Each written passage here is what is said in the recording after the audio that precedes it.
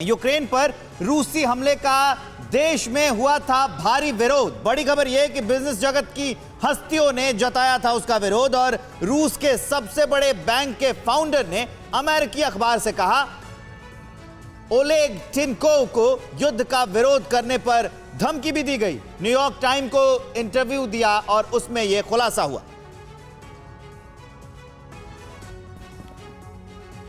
और आइए देख लेते हैं कि रूसी बैंकिंग टाइकून ओलेग ने क्या कुछ कहा है। ओलेग टिनकोव पुतिन के युद्ध प्लान का विरोध कैसे कर रहे हैं। दावा यह किया गया, वो कहते हैं मैंने शुरू से ही यूक्रेन के साथ युद्ध का पुरजोर विरोध किया, साथ ही ये भी कि मैं समझौते के लिए तैयार नहीं था तो मुझ पर दबाव डाला गया, मुझ पर बैंक में अपनी हिस्सेदारी बेचने का दबाव बनाया गया, मेरे बैंक के राष्ट्रीयकरण की धमकी दी गई, अधिकारियों को धमकाया गया, क्रेमलिन के दबाव में पिछले हफ्ते बैंक की 35% हिस्सेदारी भी बेच दी गई है। और ये विरोध किस तरह से जताया गया जिसमें ओलेग का ये बयान आया, इन सब में अगर सर ये जितने भी स्टेटमेंट्स आते हैं, आप कहते हैं कि एक तरह की पोस्चरिंग है, लेकिन फिर भी इन रियलिटी 68 दिन अगर युद्ध को हो चुके हैं तो अभी की सिचुएशन पर तो बात करनी होगी, क्योंकि पुतिन तो अपने प्लान के साथ ही आगे बढ़ रहे हैं जैसा उन्होंने सोचा था।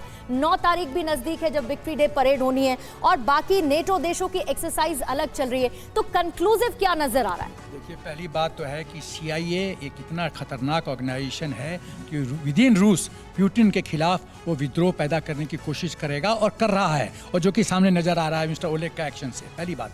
दूसरी बात है कि रशिया में प्रजातंत्र नहीं है, ये कम्युनिस्ट डिक्टेटरशिप है, तो ऐसे ऐसे लोग मिस्टर ओलेग की तरह जो भी विद्रोह पैदा करने की कोशिश करें उनको क्रश किया जा सकता है।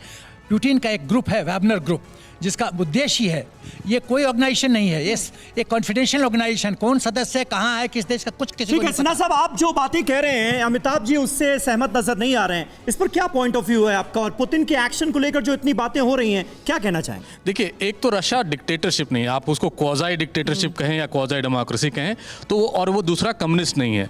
तीसरी सबसे इंपॉर्टेंट बात है, ये प्रोपोगेंडा वॉर भी है। प्रोपोगेंडा अगर चल रहा है, उनसे डराने की कोशिश की जा रही है। जैसे कुछ दिन पहले फॉरेन मिनिस्टर ने रूस के कहा था कि हम न्यूक्लियर वॉर भी कर सकते हैं, थर्ड वर्ल्ड वॉर की संभावना भी हो सकती है। तो ये एक तरह से दबाव भी उन पर बनाया जा रहा है कि देखिए। लेकिन अमिताभ जी अभी आप कह रहे थे कि रशिया में पुतिन को जबरदस्त समर्थन है, इस तरह से ओलिगार्क्स जब अब यहाँ पुतिन का विरोध करें, मतलब वहां पर पुतिन का विरोध है लेकिन वो बाहर नहीं आ रहा है। देखिए, अगर आप ध्यान से अगर देखें, ये कौन व्यक्ति है? ओलेग तिनाकोव को निकाला गया है वहां से, तो वो एक डिसिडेंट है, रशियन डिसिडेंट है। जैसे पहले भी देखा गया, एक प्रेस रिपोर्टर, एक जर्नलिस्ट, उनकी मतलब आप कह रहे हैं कि ये वो लोग हैं जिनको पुतिन ने वहां सजा दी है, या जिन पर पुतिन का प्रेशर पड़ा है। अड़ी सोमवार से शुक्रवार शाम 6 बजे सिर्फ TV9 भारतवर्ष पर।